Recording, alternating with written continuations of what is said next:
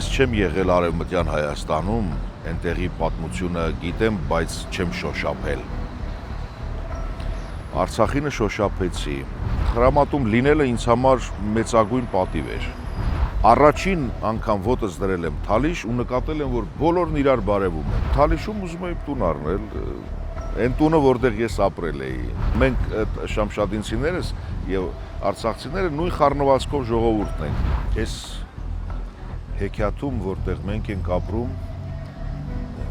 ես չեմ ուզում հավատալ, որ չարը կհաղթի։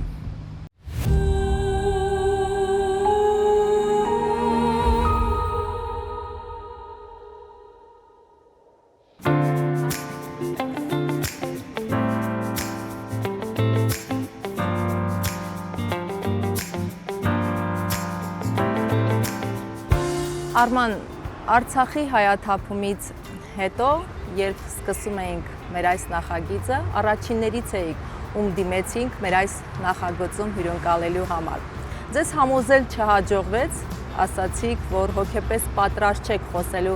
Արցախի, կորստի ու ցավի մասին։ Շատ ժամանակ չի անցել իհարկե, բայց ցավը մեղմացել է կորստի։ Ցավը չի կարող մեղմանալ։ Այո, ես չէի ուզում խոսել, որովհետև հարազատի կորստից հետո դժվար է բառեր գտնում հարազատիդ մասին խոսել։ Ճիշտ նույն օրինակով հիմա էլ դժվար է, բայց որպեսզի տպավորություն չստեղծեմ, թե չեմ ուզում, դրա համար համաձայնվել եմ։ Հիմա էլ դժվար է լինելու եւ մեր այս խոսակցությունն Արցախի մասին ինչքան էլ փորձենք մեզ զսպել, լինելու է զգացական, անպայման զգացական, որովհետև մենք այն սերունդն ու այն մարդիկն ենք, ովքեր Ղարաբաղը տեսել են, Արցախը տեսել են, Արցախում եղել են, Արցախում ապրել են, Արցախի համար ինչ-որ մի բան են արել կամ չեն արել, ուղղակի սիրել են, մի ծառ են տնկել, մի ծաղիկ են ջրել, պարզապես անցել են Շուշիի փողոցներով, Ստեփանակերտի փողոցներով, այս սերնդի եւ այս մարդկանց համար դժվար է սթափ, այսպես գնահատականներ տալ եւ այլն եւ այլն։ Մենք զգացական պիտի խոսենք, կարոտագին պիտի խոսենք, հուզական պիտի խոսենք, կփորձենք շատ հույզերին չտրվել, բայց չեմ խոստանում։ Իմ պատվի ու արժանապատվությանն անունն Արցախ է, ինչ է թաքնված, ինչ պատմություն է թաքնված ձեր այս խոսքերի տակ։ Ոչ մի բան թաքնված չէ, այդտեղ այդպես է, թաքուն բան չկա։ Ես ծառայել եմ Արցախում 2 տարի, առաջին օրվանից մինչև վերջին օրը, ուրիշ ոչ մի տեղ չեմ ծառայել, բացառությամբ զորահավաքները տարբեր վերջին շրջանների։ Խոսքս ժամկետային ծառայության մասին է։ 2000-ականների սկզբին, 2003-ից մինչև 5 թվական բանից հետո, ինստիտուտն ավարտելուց հետո, ես շարքայինից հասել եմ սպայի այդ 2 տարվա մեջ։ Այսինքն շարքային չէր, կուրսանտից։ Որ հատվածում եք եղել։ Ծառայել եմ, կարելի է ասել, հիմա արդեն կարծում եմ կարելի է, չէ։ Իհարկե։ Սկզբից ծառայել եմ Խոջալու, հետո Եղնիկներ, 7-րդ պաշտպանականը, հետո 6-րդ պաշտպանական շրջան։ Ինչու եմ այդպես ասել, որովհետև այդպես կարծում, որ իմ պատվի ու արժանապատվության անունն Արցախ է։ Գիտեք, այդ տարիներին, ես գիտակից տարիքում, ես պատահական չէր, որ ասացի համալսարան ինստիտուտն ավարտելուց հետո եմ գնացել։ Գիտակից էի փոքրի շատ է, ոչ 18 տարեկան, եւ գիտակցված էի ես անում են ինչ որ անում էի, այսինքն խրամատում լինելը ինձ համար մեծագույն պատիվ էր։ Հետագայում արդեն զորքի հետ աշխատանքը, զինվորների հետ աշխատանքը ինձ համար դա մեծ բան էր, որովհետև ես գիտեի ինչի համար ենք այստեղ։ Ես գիտեի, որ մենք մեր հայրենիքի պաշտպանն ենք, մենք մեր հայրենիքի զինվորն ենք, պահակն ենք եւ առաջին մարդը, իրոք իրապես առաջին մարդը, որովհետեւ քեզնից է սկսվում հայրենիքը, դու իբրև առաջին մարդ կանգնած խրամատում, դիմացը ձերոնցից ոչ ոք չկա, հակառակորդն է թշնամին, ու քո թիկունքում են քո մտերիմները, հարազատները, ձերոնք, ասեմ, ձերոնք քո թիկունքում են։ Հիմա դու ով ես, դու ինչ առաքելություն ունես այստեղ։ Հետագայում ես հասկացա, որ դա իմ կյանքի ամենաիմաստավորված տարիներն էին։ Այո, ամենաիմաստավորված օրերն էին։ Պատվաբեր։ Իհարկե, որովհետև ես Արցախի ամենակարևոր մարդն էի ինձ համարում։ Եվ հիմա էլ ես մեծ պատվով ու պատասխանատվությամբ եմ հիշում այդ օրերը, որ ես եւ իմ նման հազարավոր մարդիկ, որ ասում եմ, ես այդ իմ անունը չի միայն, ես չեմ միայն։ Վիրավորներ ենք ունեցել, զոհվածներ ենք ունեցել, այդ մարդիկ այդ ծառայության ժամանակ, հասկանում եք, դրանք գիտակցում էին չէ ինչի համար, գիտակցում էին։ 2 տարի գլուխները բարձին չեն դրել, քարին են դրել, խրամատներում, որովհետև ծանր օրեր էին, ծանր պայմաններ էին, թեպետ մենք այդքան այդ ամեն ինչը չէր լուսաբանվում այնպես ինչպես այս օրերին, որովհետև տարբեր հարցեր կար, ինտերնետի բացակայություն եւ այլն, այս անտերները մեր մոտ չկար, ինֆորմացիան փակ էր մնում, բայց անդադար փոխհրաձգություններ էր, անդադար։ Եվ այդ փոխհրաձգություններից բնականաբար դժվարներ էին լինում, վիրավորներ, զոհեր, վախեր, բայց գիտեինք, որ դա մեր գործն է, դա մեր առաքելությունն է։ Եվ իմ այդ պատվաբեր տարիները ես ունեցել եմ Արցախում։ Բա ինչ ասեմ, իմ պատվի ու արժանապատվության անուն Արցախ չէ։ Իսկ առաջին անգամ Արցախ հենց այդ տարիներին եք գնացել ծառայություն։ Շատ հետաքրքիր էր դա։ Այո։ Ձեր ցանկությունն էր, որ անպայման Արցախում ծառայեք։ Ես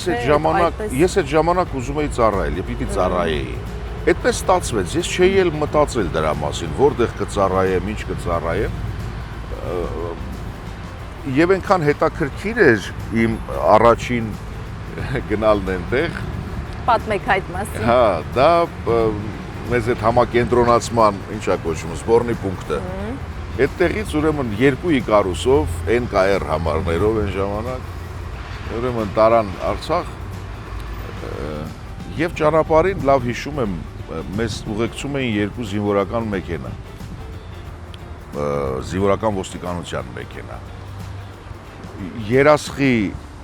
այդ շրջադարձի բանի վրա մենք կանգնեցինք, մեզ հետ մի մայոր էր եւ մի ենթասպա, ամեն մեկը մի ավտոբուսի մեջ էին։ Երևի թե 70 հոգի էինք, 65-70 հոգի եւ ասեց դուրս եկեք, ջուր եք խմում եւ այլն, ձեր կարիքները հոգացեք, իսկ այն ժամանակ հիմիկվա նման չէր։ Մի հատ պերաշկու բուտկա էր, սպիտակ գույնի մի հատ ծորակ էր որտեղ եւ մի հատ զուգարան, որի վրա M եւ Ž էր գրած այդ հատվածում։ Հիմա կենտրոնա դարձել այդ հատվածը, եթե տեսել եք։ Մի խոսքով դուրս եկանք եւ այլն, 10 րոպե մեր ժամանակ էր տվել, 10 րոպեից վերադարձանք եւ 2 հոգի չկա։ 2 հոգի չկա, հաշվեցին, հետո անուն ազգանուններով հաշվեցին, այդ 2 հոգու անուն ազգանունը պարզեցին, զանգեցին զինվորական ոստիկանություն, զեկուցեցին, 2 հոգու անունը տվեցին ու ասեց դե գնացին։ Ես հարցրեցի, կարծեմ ասի, բա չենք սպասում այդ 2 հոգուն բռնեն, որ հետները ստանեն։ Ասեց տղա ջան, ավելի լավ է այստեղից փախչեն, քան գնան այնտեղից փախչեն։ Ես այդ խոսքերի իմաստը հասկացա, երբ որ առաջին անգամ կանգնել եմ խրամատում այնտեղ, որովհետև այդ բերկրանքը, որ ես ունեի, առաջինը լինելու, ինչպես որ ասացի, ես հասկացա, որ դա ամեն մեկը չի, որ պիտի վայելի այդ բերկրանքը, դա ամեն մեկի խելքի բանը չի։ Եվ ավելի լավ է այնտեղից փախչել, քան այստեղից, որտեղ այստեղից փախչել չի կարելի պարզապես, չի կարելի։ Մի խոսքով, եւ գիշերն էր մենք հասանք Արցախ, լուսադեմին ես քնել էի, հիշում եմ աչքերս բացեցի եւ բարձրանում էինք դեպի Շուշի, Լիսագորի այդ հատվածն էր, հետո իմացա, որ դա Լիսագորն է, ինձ համար ճանապարհ էր դա այն ժամանակ, ես չէի եղել եւ աչքերս բացեցի արդեն Հայկազովի Խոջալուի զբորնի պունկտում, որից հետո արդեն մեզ տարան ուսումնական կենտրոն ու սկսվեց ծառայությունը 2 տարի։ Այդպես դա եղել է իմ առաջին լինելը Արցախում, իսկապես լինելը։ Եվ մի հետաքրքիր բան կա, զգացողություն ունեցա, որը որևէ տեղ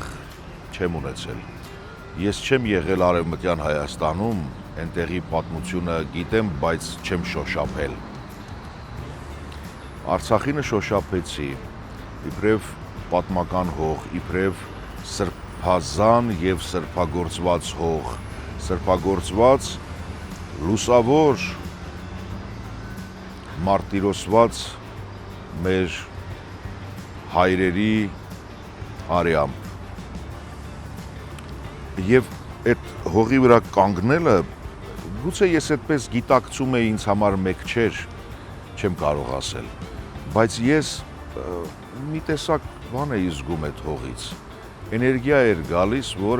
ես գիտակցում էի, որ ամեն մի սանտիմետր քառակուսին ներծծված է հայի արյամբ, ներծծված է հայի քրտինքով, ներծծված է հայ մարդու ջանքով, տեսեք ինչ լուսավոր անուններ կան։ Վախենում եմ մեկի անունը տալ մյուսին չնեղացնելու համար։ Մոնթեից սկսած։ Դուք հասկանում եք այդ ջանքը, դուք հասկանում եք այդ կենսագրությունը, դուք հասկանում եք այդ կյանքը, որ այսօր վատնվեց պարզապես, վատնվեց, մսխվեց, դա կյանք էր, դա երուզեր էր, դա արյան շրջանառություն էր, դա մարդիկ ապրում էին դրանով, հասկանում եք, ես չեմ կարողանում սրա հետ համակերպվել, չեմ կարողանում դրա հետ բարիշել, չի լինում։ Եվ դրանից հետո արդեն սկսեցիք հաճախ լինել Արցախում։ Տարին մի քանի անգամ արդեն, ես որոշել էի, որ պիտի տուն առնեմ այնտեղ։ Որտեղ եք ուզում։ Թալիշում ուզում էի տուն առնել։ Ես իմ մեծ մասը Թալիշում եմ ծառայել եւ թալիշեցիները ես ծնունդով Տավուշից եմ, Շամշադինից եմ, Բերդից։ Առավոտյան արդեն լուսաբացին, երբ որ մեզ տարան Խոջալու ուսումնական կենտրոնը, ես նայեցի այդ լեռներին, դիմացի, որ պոլիգոնի հետևն են, այդ լեռները ինձ հիշեցրեց իմ ծննդավայրը, որտեղ նույն այս կոնտուրներն էր սարերի։ Ինձ թվում էր ես մեր տանն եմ։ Չէր թվում այդպես էլ կար, ես մեր տանն էի։ Թալիշում ուզում էի։ Թալիշում ուզում էի տուն առնել, այն տունը, որտեղ ես ապրել էի։ 1 տարի ես ապրեցի այդ տանը։ Ապրիլյանին էլ գնացիք Արցախ։ Թալիշի հատված։ Թալիշ։ Թալիշ ես անգիր գիտեմ, 5 մատից պես գիտեմ։ Թալիշի դիրքերը, բանը եւ այլ եւ այլ։ Եվ մարդկանց, այդ հրաշք մարդկանց, միակ գյուղն էր իմ ճանաչած, իմ տեսած։ Առաջին անգամ ոտս դրել եմ Թալիշ ու նկատել եմ, որ բոլորն իրար բարևում են։ Զինվորը գյուղացին զինվորին, զինվորը գյուղացուն։ Ինչ չէին ճանաչում, չէ, առաջին անգամ էի մտել, լավ, մտածում էի սրանք այս գյուղացիք են, գյուղի զինվորներ են, Թալիշում են ծառայում, ճանաչում են երևի, չէ, ինձ է սկսեցին բարևել։ Բարևում էին, բոլորն իրար բարևում էին, դա հրաշք բան էր, հրաշք բան։ Ում տեսնում պատմում էի, ասում էի, ես գյուղում բոլորն իրար բարևում են։ Ուրիշ տեղ չեմ հանդիպել։ Ինչ առանձնահատկություններ տեսակ Արցախում, արցախցիների մոտ։ Մեզ նման էին, առանձնահատկություն չէ, իմ բնավորությանը նման։ Մենք շամշադինցիներս եւ արցախցիները նույն խառնվածքով ժողովուրդն ենք։ Բարբարի նմանությամբ, բնավորության նմանությամբ ու շատ նման ենք իրար մեր խառնվածքով։ Ասում ենք մարդիկ նմանվում են այն ռելիեֆին, որտեղ ապրում են։ բարբարը նմանվում է կոպտությունը, բարբարի եւ այլն եւ այլն։ Մենք այդպես մեր ինչքան բնական ես լինում, այնքան ճիշտ ես լինում։ Չեմ տեսել էլի մի լեռնական մարդու, ով որ շատ փափուկ կլոր հայերեն խոսի, նա պիտի կոպիտ խոսի իր սարերի պես, իր լեռների պես, իր գետերի պես, բռնկուն լինի, այն փոքրիկ առում ոնց է վարարում գարնանը, այդպես պիտի բռնկվի մեկ էլ մեղմանը հանդարտվի, ինքը իր բնության մի մասը պիտի լինի։ Այդպես սածիլ արած մարդկանց դժվար է հասկանալ, երբ որ սածիլ են անում, էլի։ Իսկ վերջին տարիներին փոխվել է այդ ընկալումը, արժանապատվության ընկալումը վերջին տարիներին։ Ես մի առիթով էլ ասացի, որ Արցախը մեր ազգային արժանապատվությունն էր։ Շատերը ծաղրեցին, շատերը, բայց այդպես էլ կարծում եմ, այո, մենք կորցրել ենք դա, մենք Աստված չանի են հույսն էլ կորցնենք։ Այդ դա կլինի ամենասոսկալի բանը։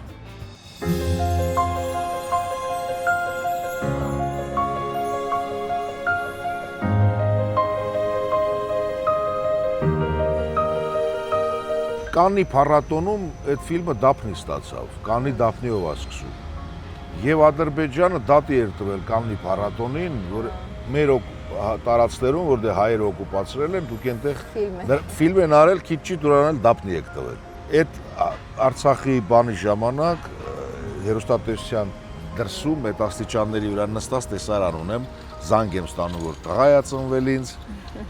մի խոսքով, նայեք, ոչ մա երբ որ քամին հանդարտվի։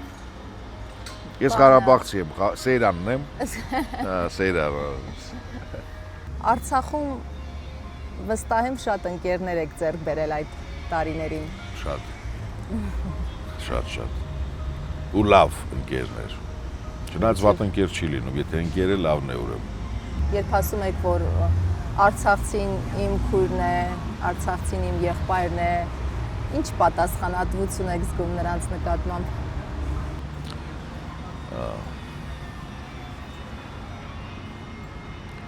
Դե այն պատասխանատվությունը ոնց որ զգում ես քո եղբոր քրոջ նկատմամբ։ Չդավաճանելու առաջին հերթին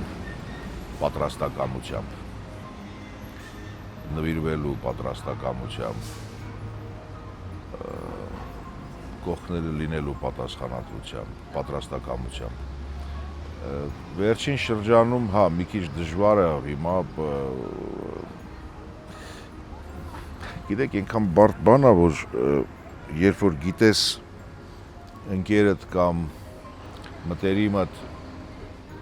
տան խնդիր ունի, սրա խնդիր ունի, նրա խնդիր ունի, իսկ դու ունես այդ ամեն ինչը,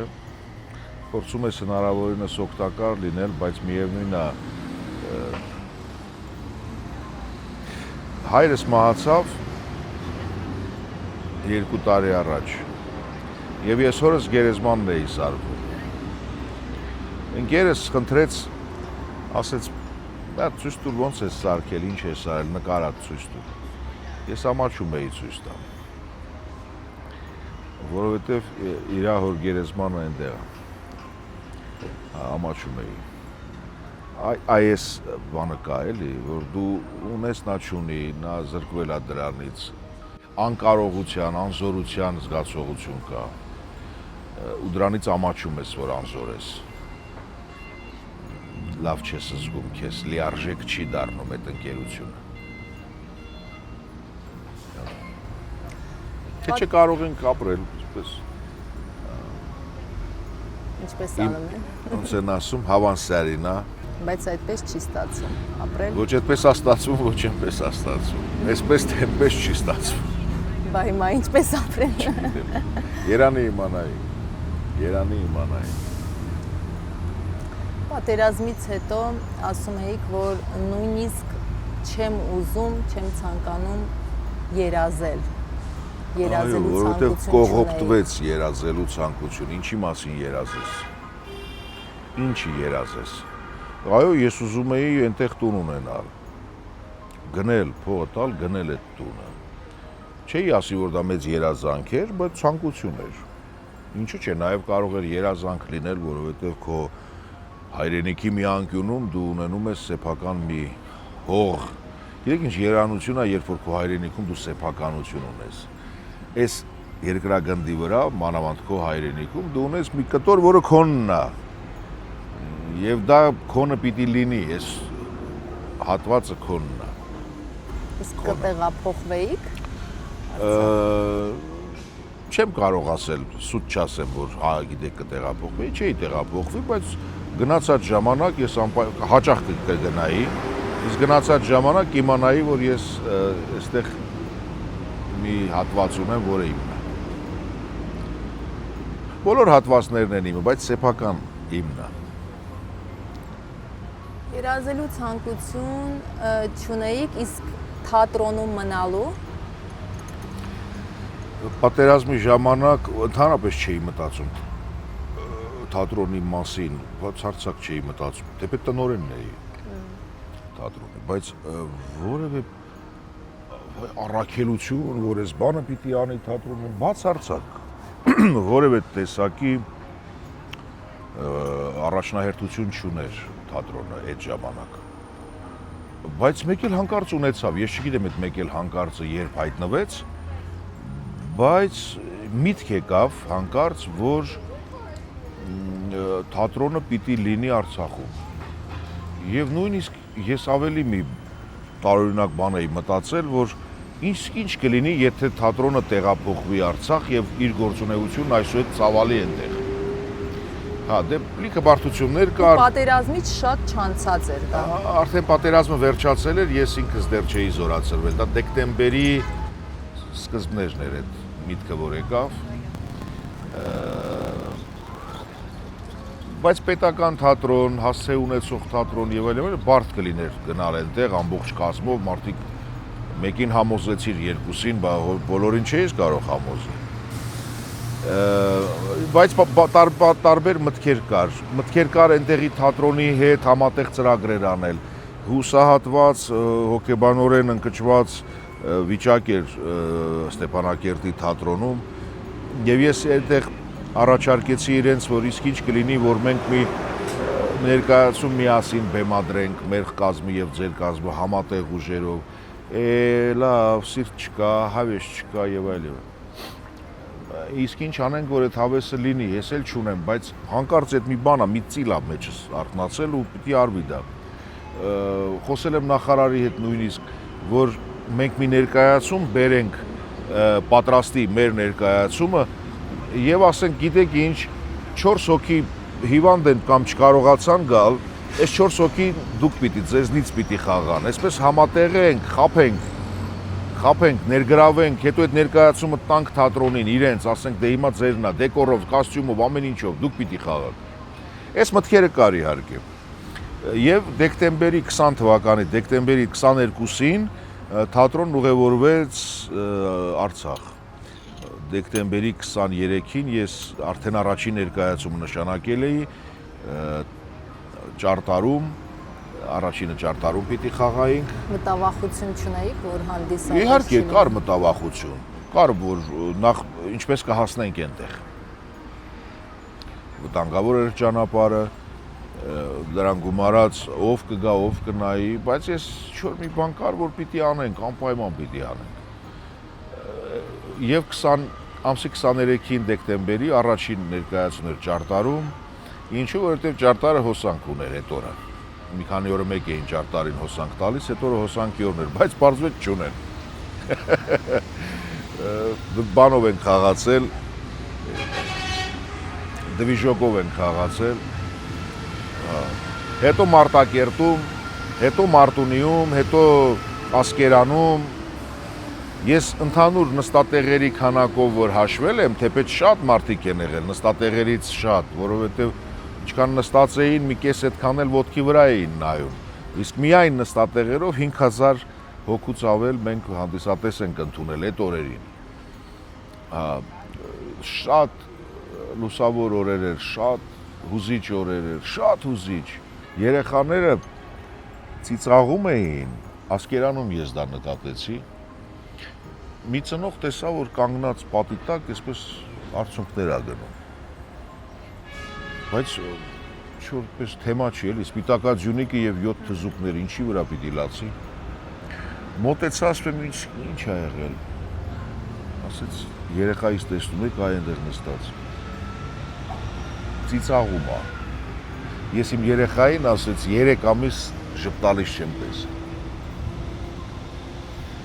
Սա իհարկե արժեր։ Իհարկե արժեր, անխոս արժեր։ Դրանից հետո Դրանից հետո դե որովհետև մտածում էինք ինչի համար խաղանք, ումա հետաքրքիր, հանուն ինչի պիտի ես բեմ բարձրանամ, էլի, հանուն ինչի։ Եվ հանուն այնտեղ էր, գտանք այդ հանունը եւ հանուն դրա սկսեցինք խաղալ։ Իսկ հիմա ինչ է պետք, որպեսզի Արցախը ավելի շատ արտացոլվի հայկական կինոյում, թատրոնում։ Արվեստի մասին է խոսքը, թե առհասարակ։ Արվեստում ավելի լայն, այո, ավելի լայն լսարան ունի կինոն։ Ես կարծում եմ, որ կինոյով պիտի Արցախի մասին խոսենք, բայց մի բան Արցախի մասին խոսել, մի բան ճիշտ խոսել։ Ոչ թե այնպես շատ մենք Արցախի մասին խոսում ենք, անենք փող աշխատենք եւ բացարձակապես դրա մասին չի խոսքս։ Արցախը իբրև մեր ժառանգված, մեր հայրերի կողմից, ինչպես խոսակցության սկզբում ասեցի, եւ մեր որոշակի ձևով լավ, վատ, բայց մեր պահած եւ այսօր այս մեծ հարցականի տակ, որովհետեւ ես սա վերջին հաշվով ավարտ չեմ կարող կարծել, սա չի կարող այսպես ավարտվի։ Մեզ սովորեցրել են, որ հեքիաթում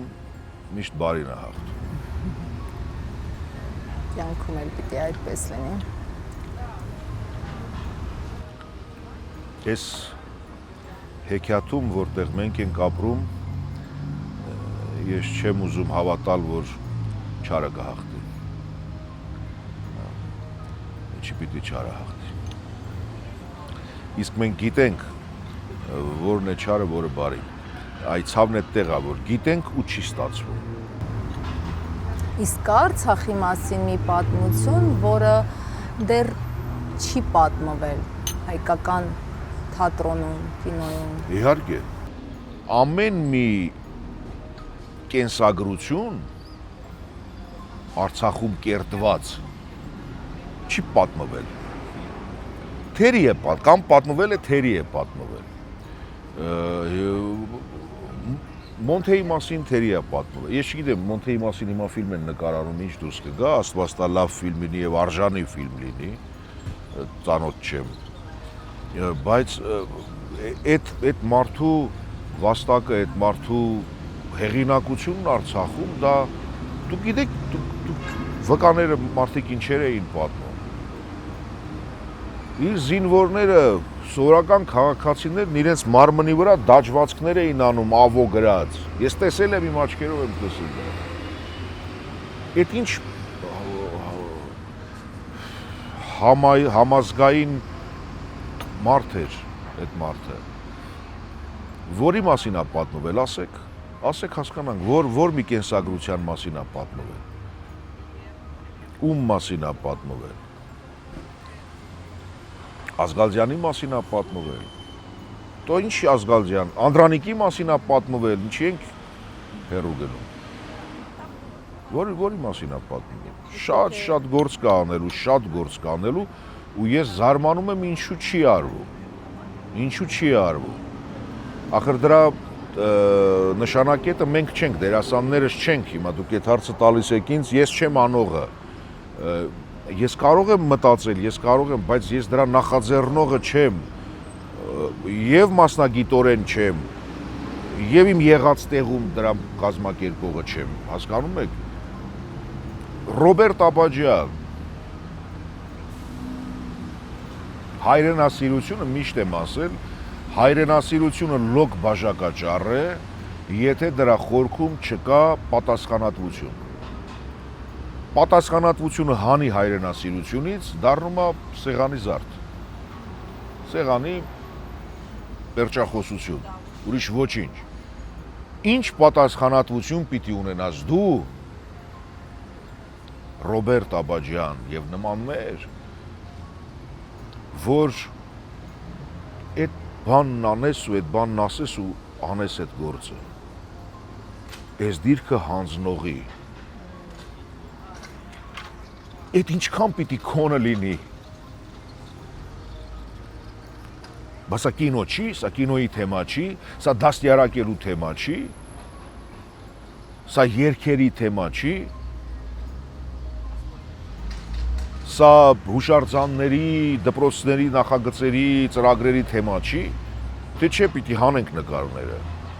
չպիտի լինի։ Հիմա ի՞նչն է ձեզ ուժ ու հույս տալիս այս ամենից հետո։ Նոր ծնվող երեխաները։ Նոր ծնվող երեխաները մի փոքրիկ հաղթանակ սպորտում կլինի, չգիտես որտեղ կլինի, մի աննշան մի բան։ Հա։ Գարունը երբ որ ծառը ծաղկում է, քեզ հույս է տալիս, որ ես չէի մեռել, ես նորից ծաղկում եմ։ Թեպետ ձմռանը դժվար է նշմարել ծառը չորաթեթած, մեռած է թե չէ, բայց երբ որ ծաղկում է, քեզ հույս է տալիս են սուտմերուկ տված աղվեսի նման, երբ որ թվում է թե մեռել է, բայց երբ որ հավը կողքով անցնում, աչքերը բացում ու հարձակվում է։ Ես ուզում եմ մեր ազգային կամքն էլ այսպես լինի։ Մեզ թվում է թե չկա ինչ որ ոչ կամք կա մնացել, ոչ ոգի, ոչ հույս, պարզապես ապրելու, փորով մտածելու, այստեղ լավ չի, այնտեղ կապրենք, այնտեղ լավ չի, ուրիշ տեղ կապրենք, ինչ ա եղել։ Իսկ ով ասեց, որ այս երկիր մոլորակը մերը չի, այս տները ծախենք, ամեն ինչը վերջացնենք, մի հատ մեքենա առնենք, մեր եղած չեղածը լցնենք մեջը, կահ-կարասի, գնանք որտեղ մտնի, այնտեղ կանգնենք, քնենք, շրջենք։ Սա վատ բան չի, բայց դա չի կարելի այդպես ապրել հավերժ։ Իսկ մենք տենց դե լավ չի, գնանք Ռուսաստանում խնդիր է, գնանք Ամերիկայում է խնդիր, Եվրոպա, աշխարհը մեծ է, մի կյանք ենք ապրում, չէ։ Այս մտածողությունը, այս մտայնությունը, սա ապազգային, ապա հայրենական, ինչ ասեմ, բոլոր ապաները մեջը պարունակում է, չի կարելի, այսպես չի կարելի, հասկանանք, որ սա մեր երկիրն է, ախր մեր բոլոր հարևանները այդպես են մտածում, ես ոնց եղավ, որ մենք այսպես գլոբալիստ դարձանք, այսպես բան դարձանք, մոլորակի քաղաքացի, հա, թուրքերը, սրանք տենց, վրացիները նույնպես, պարսիկները ահավոր ձևի, շատ օրինակելի ձևի։ Ես մենք այս միջավայրում եղած, այս միջավայրում ստեղծված, կրթված, կայացած ժողովուրդս ոնց կարողացանք այտենց որտեղ հաց, այնտեղ կացին դավանել։ Հակառակը պիտի դավանեինք ոչ միայն հացիվին, բայց մենք դավանեցինք որտեղ հացին, եւ կործանվեցինք, եւ կործանվում ենք, եւ խելքի չենք գալիս։ Կորստից օգնում է դուրս գալ միայն այն մարդը, ով որ դրա մեջ է։ Կողքից որևէ խոսք, որևէ խորհուրդ, որևէ մխիթարանք, դրանք պարզապես կարեկցանքի խոսքեր կլինեն, դրանք պարզապես, բայց չեն լինի այն մենք ինքներս մեր մազերից պիտի բռնենք ու այս ճահիճից հանենք, ինչպես անում էր բարոն Մյունհաուզենը։ Այլ կերպ չկա։ Մենք ինքներս խելամիտ, մտածված, կողմնորոշված, հազար անգամ դատած ձևով